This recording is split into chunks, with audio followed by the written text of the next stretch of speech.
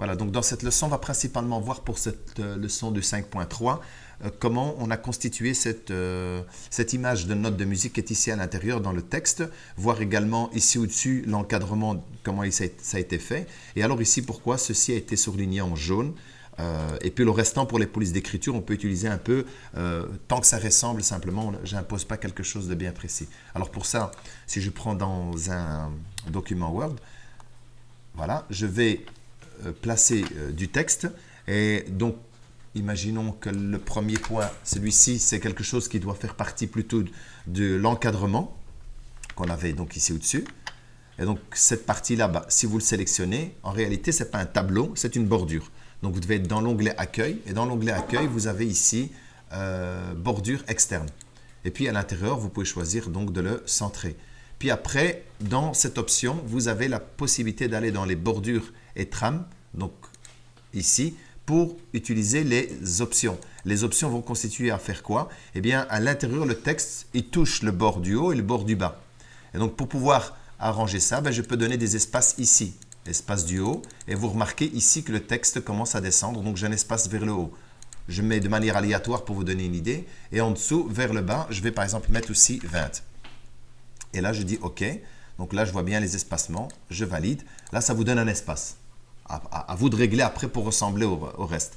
Puis, dans ce texte qui est là, je vais par exemple garder une partie. On va dire celui-ci. Voilà. Donc, celui-ci va plutôt faire partie de ce système qui est là en rouge. Et on va commencer à faire du fluo. Alors, je vais par exemple sélectionner donc, le texte complet. Je rappelle que si je viens avec un clic, je sélectionne un mot.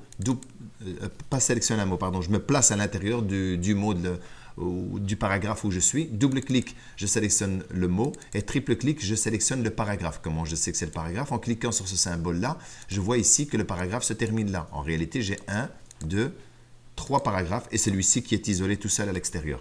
Donc maintenant, là, je vais triple-cliquer si je veux avoir tout pour pouvoir le mettre en italique puisque mon texte est en italique et écrit en rouge par exemple et puis après je peux jouer sur la taille si je veux l'agrandir. Et maintenant pour mettre en fluo, eh bien là j'ai cet outil-ci, toujours dans l'onglet Accueil, j'ai le petit A, B barré là, je clique, je prends du jaune et puis là je n'ai plus qu'à surligner ce qui m'intéresse. Si j'ai fait une erreur, je n'ai plus qu'à cliquer dessus, aucun, je reviens et je retire ce que je viens de mettre en surbrillance. Pour la partie du bas, donc attention ici, j'ai toujours mon pinceau de fluo que je vais désactiver. Je rappuie ici, comme ça, il devient un curseur normal. Et dans ce texte-ci, je vais rajouter du texte comme il n'y en a pas en suffisance. Et je vais venir placer une image. Alors l'image, vous avez eu la note. Mais là, je vais insérer une image. Je peux la prendre à partir du web. Et je vais peut-être taper ici note de musique pour essayer de voir une note de musique aussi. Et là, je prends par exemple celle-ci. Je l'insère. J'ai ma note. Je remarque que ma note est beaucoup trop grande. Donc, premièrement, ce que je fais, ben, je vais aller la prendre sur le bord, un des bords, et je vais réduire l'image. Puis, je remarque que j'ai de l'espace blanc à gauche et à droite. On profite, je double-clique sur l'image. J'ai l'onglet Format qui vient de se rajouter ici en haut. Je vais dans Rogner, et comme ça, je viens ici, avec le système de type de marteau, je viens rogner la partie que je n'ai pas besoin. Donc ici, maintenant, regardez, il est vrai que c'est blanc, mais la partie qui est ici à l'extérieur blanche, je peux venir à l'aide de cet outil-là qui s'appelle compresser les images. Je peux comme ça compresser les images et supprimer les bordures que j'ai rognées. Donc ici, je vois qu'appliquer à l'image sélectionnée uniquement, effectivement, je veux l'appliquer que ici.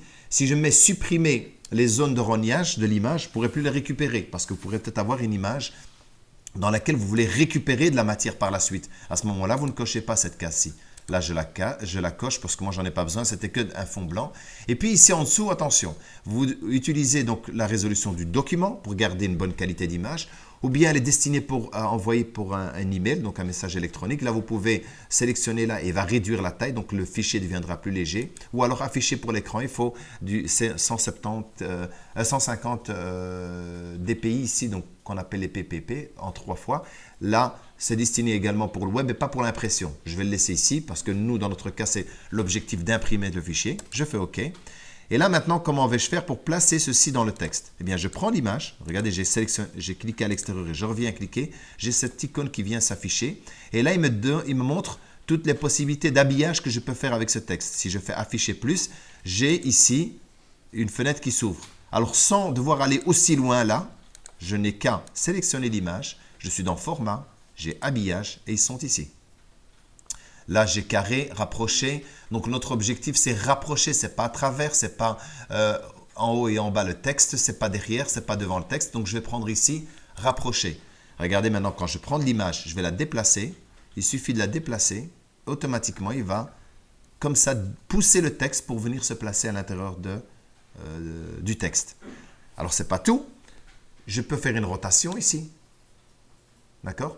Et en plus, je peux encore vous montrer qu'on peut encore pousser la chose plus loin. Je retourne dans habillage et j'ai maintenant l'option de pouvoir modifier les points de l'habillage que je n'avais pas tout à l'heure tant que je n'avais pas attribué un habillage. Quand je clique dessus, et là je remarque, ben voilà, je pourrais pousser le texte, vous voyez, parce que vous pouvez vous dire, ben tiens, j'ai envie que le texte vienne le plus près possible de la note de musique.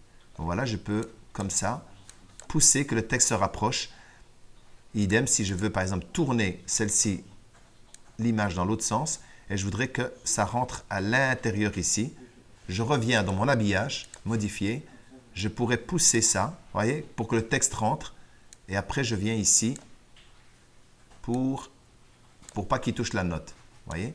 Et je peux créer des nouveaux points, regardez, il suffit de cliquer dans le point rouge, et là je crée automatiquement des nouveaux points d'ancrage qui me permettent d'aller régler si jamais vous avez envie de faire ça comme ça. D'accord? Donc ça, vous pouvez jongler avec ça. Donc ça, c'est simplement pour vous montrer donc, cette partie d'image. Le texte, voilà, donc là, je n'avais pas besoin de mettre ni justifier ni rien. Donc on devait le laisser en normal, en mode normal, puisque tout à l'heure, on m'a posé la question de justifier. Ça, c'est justifié. Je le rappelle, on l'avait vu dans une leçon précédente. Mais là, vous le laissez aligné à gauche, puisque dans l'exercice, il n'était pas justifié, il était aligné à gauche. Puis après, pour ce qui est ici, le vif express, ben là, il suffit de le mettre et puis de choisir la taille et de le laisser aligné sur la gauche.